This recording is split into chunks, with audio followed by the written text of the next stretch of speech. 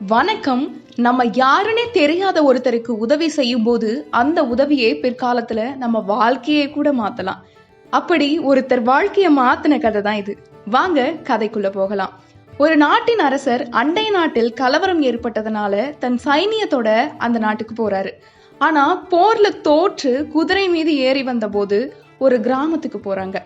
அங்க சில அரசு அலுவலர்கள்லாம் வசிச்சுட்டு வராங்க. அதுல ஒருத்தர் மட்டும் வந்து, ஐயா, எங்கள் அரசர் அண்டை நாட்டு கலவரத்தை அடக்க போயிருக்காங்க, நீங்க யாரு, உங்களை பார்த்தா அரசர் மாதிரி தோன்றுது அப்படின்னு சொல்றாரு. அதற்கு அரசர், நானும் அரச மரபை சேர்ந்தவன் தான் அப்படின்னு சொல்றாரு. அந்த மனிதர் அதை கேட்டு அன்போடு வரவேற்று இல்லத்துக்கு அழைத்து சென்று சிறப்பா உபசரிக்கிறாங்க. அரசரின் குதிரையையும் அன்பா பாத்துக்கிறாங்க. சில தினங்கள் கழித்து அரசர் அலுவலர்கிட்ட, நான் இங்க இருந்து புறப்பட போறேன், இத்தனை நாட்களாய் தாங்கள் செய்து வந்த உபச்சாரத்தினால மகிழ்ச்சி அடைகிறேன். என் பெயர் மகா அச்சவரோக். நீங்கள் நகரத்திற்கு வரும்போது அவசியம் என் வீட்டுக்கு வரணும். தென்புற வாயிலுக்கு வந்து அங்கிருக்கும் காவலாளி கிட்ட என் பெயரை சொல்லுங்க, அவர் அழைச்சிட்டு வருவாரு அப்படின்னு சொல்றாரு. அரசர் அரண்மனைக்கு சென்றதும் தென்புற வாயில் காவலனை கூப்பிட்டு, நமது நாட்டின் எல்லைப்புற கிராமத்திலிருந்து என்ன ஒருத்தர் பார்க்க வருவாங்க, உன்னிடம் ஒரு பெயரை சொல்லி அவரை பார்க்கணும்னு சொல்லுவாங்க, அவரை பணிவோடு அழைச்சிட்டு வரணும், அழைச்சிட்டு வந்தா 1000 பொன் பரிசாக தரப்படும்னு அரசர் சொல்றாரு. அவரை எப்படி வர வைப்பதுன்னு யோசிக்கும் போது அரசர் கிராமத்து பண்டங்களின் வரியை உயர்த்துறாரு. அப்போதும் அந்த கிராமவாசி வரல. பொருட்களின் வரி பணத்தை உயர்த்திய போதும் கூட அவர் வரல. 3வது முறையா பண்டங்களின் வரிய ரொம்ப உயர்த்துறாரு.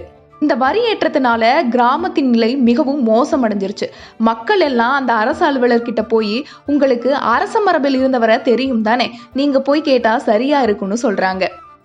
மக்கள் கூறியதை ஏற்றுக்கொண்ட அவரும் அரசர் சொன்னது போல தென்புற வாயில் காவலன் கிட்ட போய் கேட்கிறாங்க.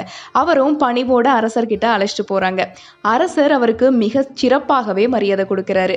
அவர் தன் பையில் கொண்டு வந்திருந்த பலகாரங்களை அரசருக்கு, அமைச்சர்களுக்கெல்லாம் கொடுக்கறாங்க. அரசர்கள் அணியத்தக்க உயர்ந்த ஆடைய அந்த அலுவலருக்கு கொடுத்து போட்டுக்க சொல்றாங்க. அமைச்சர்கள், அரச பிரமுகர்கள் எல்லாம் ஒன்று கூடி இருக்கிற சமயத்துல அவர்களது முன்னிலையில அந்த கிராமவாசிக்கு அரசர் தன் நாட்டின் ஒரு பகுதி அளிப்பதாக சொல்றாரு. அமைச்சர்களும் அரச பிரமுகர்களும் அரசரினுடைய செய்கை கொஞ்சம் கூட பிடிக்கல. யார் அது, எதற்காக இவ்வளவு மரியாதை இவருக்கு அப்படின்னு முணுமுணுக்க இளவரசர்கிட்ட போய் அப்படியே சொல்லிடுறாங்க. இளவரசர் அரசர்கிட்ட போய் பேசும்போது அரசர் என்ன சொல்றாருன்னா, நான் அண்டை நாட்டு கலவரத்தை அடக்க போயிருந்த போது இவர் தான் எனக்கு தக்க சமயத்துல புகலிடம் கொடுத்தாரு. இவர் மட்டும் உதவி செய்யலன்னா நான் இன்னைக்கு உயிரோடவே இருந்திருக்க முடியாது. காலத்தால் செய்த அவரது உதவி ஞானத்தை அளித்தல் கூட அது மிகையாகாதுன்னு இளவரசர்கிட்ட அரசர் சொல்றாரு. உண்மையறிந்த அமைச்சர்கள், அரச பிரமுகர்கள் எல்லாம் அரசரை மனமாற பாராட்டி மகிழ்றாங்க.